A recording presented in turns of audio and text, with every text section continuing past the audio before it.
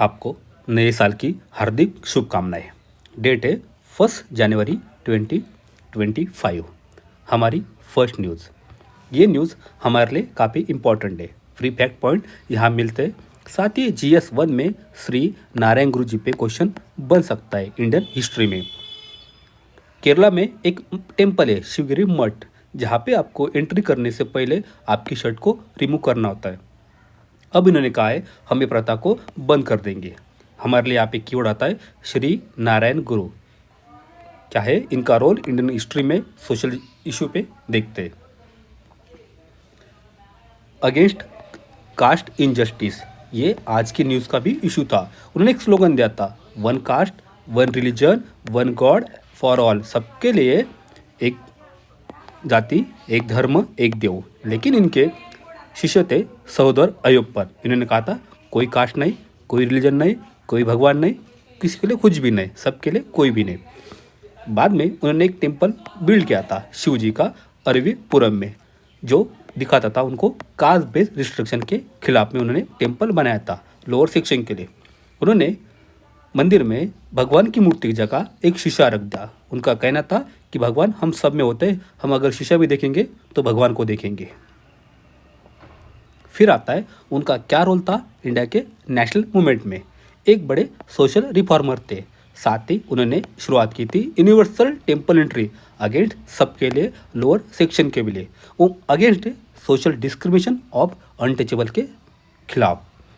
उन्होंने वाइकोम सत्याग्रह को लीड किया था। इसके बारे में 1924 में हमने इस पर 2 बार बात की है। वाइकोम सत्याग्रह यहाँ पे एम था टेम्पल एंट्री करनी थी ट्रावनकोर में लोअर कास्ट के लिए। उन्होंने अपने पोएम में अपने साहित्य में भारतीय की बात कही, इसेंस ऑफ इंडियननेस। एक दिखाता है यूनिटी जो हमारे वर्ल्ड के सामने एक बड़ी डाइवर्सिटी है। इनका रोल हमारे लिए काफ़ी इम्पोर्टेंट हो जाता है। अब चलते आगे। ये एडवर्टाइजमेंट हमारे लिए काफ़ी इम्पोर्टेंट है। इंटरनेशनल ईयर ऑफ कोऑपरेटिव 2025, इसकी थीम है प्री फैक्ट क्वेश्चन बन जाता है cooperative build a better world. साथ ही GS1 में इंडिया आफ्टर इंडिपेंडेंस के बाद कोऑपरेटिव मूवमेंट किस तरह से ग्रो हुई, उसके सामने क्या क्या चैलेंज आए, इस पे क्वेश्चन बनता है। GS2 में पॉलिसी पे क्वेश्चन बनता है। GS3 में इकोनॉमी पे कोऑपरेटिव के सेक्टर पर क्वेश्चन बनता है। साथ ही इथिक्स में एक केस स्टडी भी कोऑपरेटिव पे आ सकती है। हमें हर तरह से तैयार रहना है। 1946 में हमने डेयरी कोऑपरेटिव शुरू की थी जिसका नाम था अमूल। हमारे प्यारे वर्गीस कुरियन जी। ऑलरेडी इंडिया वो टाइम पे मिल्क डेफिसिट था। बाद में हमारी कोऑपरेटिव ने इतना अच्छा काम किया कि इंडिया वर्ल्ड लार्जेस्ट प्रोड्यूसर बन गया मिल्क का। यहाँ पे अगला कीवर्ड आता है सहकार से समृद्धि तक। सहकार से समृद्धि तक,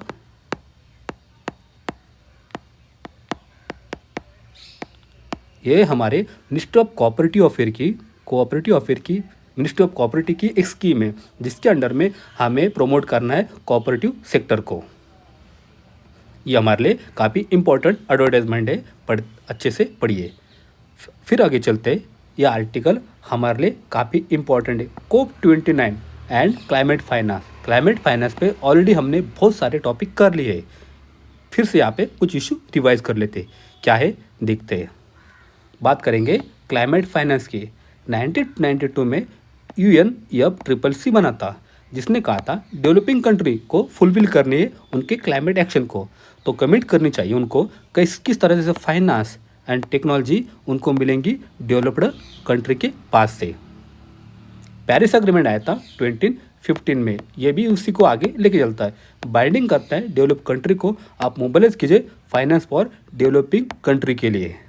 फिर हमारे inter governmental panel of climate change, उनकी एक 6 असेसमेंट रिपोर्ट आई थी। उन्होंने 3 बातों पे फोकस किया, finance, capacity building and transport technology. ये क्रिटिकल इनेबलर हो जाते हैं क्लाइमेट एक्शन के लिए डेवलपिंग कंट्री में, एक backdrop of anthropogenic GHG emission के लिए। इसने रिस्पॉन्सिबल किया है 1.1 डिग्री सेल्सियस वार्मिंग किया है हमारे ओशन को लास्ट डिकेड में। लेकिन इतना फाइनेंस की बात होके भी हम अभी भी उतना फाइनेंस नहीं दे पाए।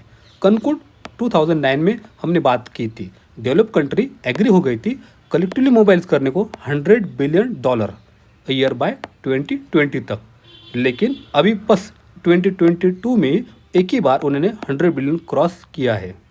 Not match growing need of climate finance corresponding to developing countries and उनके नेशनली डिटरमाइन कॉन्ट्रीब्यूशन कि हमारा कितना हमें टारगेट रखा है। सेकंड आता है COP29 जो अजरबैजान में होता बाकू में। यहाँ पे हमने एक नया कीवर्ड शुरू किया है, नई फाइनेंस का सिस्टम, क्लाइमेट फाइनेंस की बात कही थी, NCQG। ये एक प्री का फैक्ट बन जाता है, साथ में मेंस में क्वेश्चन बन सकता है। New collective quantified goal on climate finance. यहाँ पे हमने जो कनकुन में बात की थी 2009 की, उसको रिप्लेस कर दिया 100 बिलियन फ्लोर से। साथ ही हमने यहाँ पे नए फ्लोर को रखा है जहाँ पे कंट्री की नीड क्या रहेंगी, उनकी प्रायोरिटीज क्या रहेंगी टू टैकल क्लाइमेट क्राइसिस के लिए। हमारी डिमांड ज़्यादा बढ़ रही है फाइनेंस की, साउथ नीड कर रहा है, जो डेवलपिंग कंट्री उनको चाहिए 2030 तक 1.3 ट्रिलियन अगले 5 सालों में। लेकिन नॉर्थ ने एग्री किया है ओनली 300 बिलियन पर ईयर, मांगा ज़्यादा मिला बहुत कम। फिर यूनाइटेड नेशन FCCC इनकी एक स्टैंडिंग कमेटी आती है फाइनेंस की, UNFCCC की एक कमेटी है, स्टैंडिंग कमेटी ऑन फाइनेंस। उन्होंने कहा था अगले 5 सालों में फाइनेंशियल नीड कितनी होगी, 400 बिलियन टू 500 बिलियन तक हमें इतनी नीड है, लेकिन मिलेंगे कितने, only $300 billion per year. Fourth आता है allocation for least develop country and small island developing country. उन्होंने डिमांड की थी बाकू में हमें भी कुछ चाहिए, लेकिन जो हमने न्यू क्वांटिफाइड गोल लाए थे उनके लिए यहाँ पे कोई भी मिनिमम अलोकेशन की बात नहीं की गई है। स्मॉल आइलैंड स्टेट ने डिमांड की थी, उनको चाहिए था $39 बिलियन, उनको कुछ नहीं मिला इतना। साथ ही LDC लीस्ट डेवलप स्टेट ने कहा था उनको चाहिए $220 बिलियन, लेकिन NCQG में उनके लिए कोई भी मिनिमम फ्लोर की बात नहीं की गई कि हम आपको इतना क्लाइमेट फाइनेंस दे देंगे। अगला आता है global stock take GST। Paris agreement हमने 2015 में किया था, जहाँ पे हमने डिसाइड किया था एवरी कंट्री 5 साल बाद डिसाइड करेंगे कि वो कितना कार्बन एमिट करेंगे, कितना उनकी अचीवमेंट रहेंगी एवरी 5 साल बाद। ग्लोबल स्टॉक टेक जिसको हमने लास्ट ईयर में फर्स्ट टाइम इंट्रोड्यूस किया, ये भी फेल हो गया है। Increasing causes of loss and damage, जितना आपने लॉस किया है, डैमेज किया है क्लाइमेट चेंज की वजह से। कंसर्न इन NCQG में भी लॉस एंड डैमेज की बात नहीं की गई है। इन GST एस्टिमेट हमारे लिए इकोनॉमिक कॉस्ट काफ़ी बड़ा हो जाता है, जो आता है 500 बिलियन से 900 बिलियन तक पर ईयर बाय 30 तक। इतना हमें पैसा चाहिए, लेकिन डेवलप कंट्री ने ओनली 300 बिलियन की बात कही है एवरी ईयर के लिए, ये काफ़ी कम हो जाता है।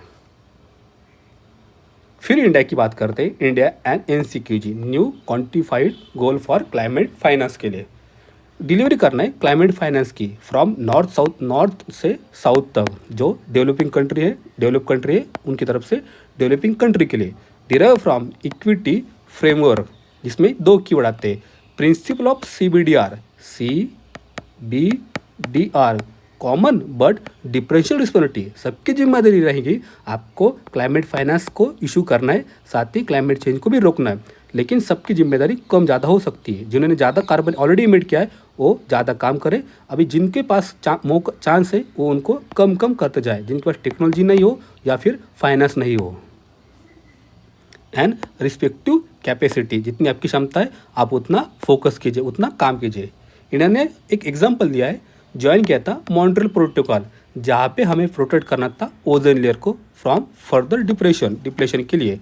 तब सेट किया था $240 मिलियन का एक फंड, जिसने अब तक अच्छा काम किया है। इसी के तौर पे राइटर करते हैं हमें क्लाइमेट फाइनेंस को भी अच्छी तरह से टैकल करना चाहिए।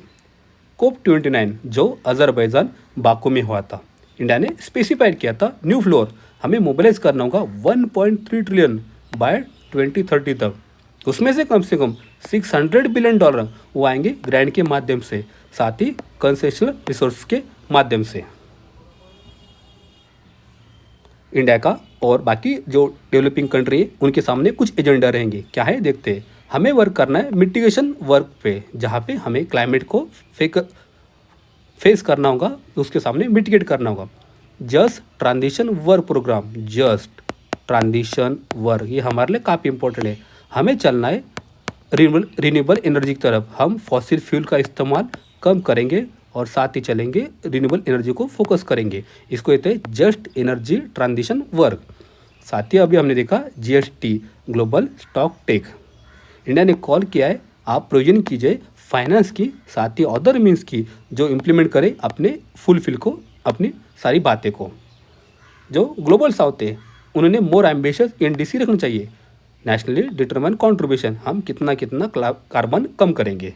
Relating to mitigation of greenhouse gases and implement करना है सेम इफेक्टली, जितने आपने टारगेट रखा है उसको आप ईमानदारी से फॉलो कीजिए। अभी बात करेंगे नॉर्थ की, ग्लोबल नॉर्थ की। उन्होंने क्या स्केल है, क्या क्वालिटी है क्लाइमेट फाइनेंस की, उस पर ध्यान देना चाहिए। उन्होंने साउथ को अपना फंड देना चाहिए, टेक्नोलॉजी देनी चाहिए। Also make sincere effort in putting a place for a coherent climate finance architecture. Article हमारे लिए काफ़ी इंपॉर्टेंट है। कुछ प्री के फैक्ट हमें यहाँ मिलते हैं, साथ ही में इसमें भी क्वेश्चन बन जाता है। आज के लिए इतना ही है। पढ़ते रहिए, बढ़ते रहिए। Thank you.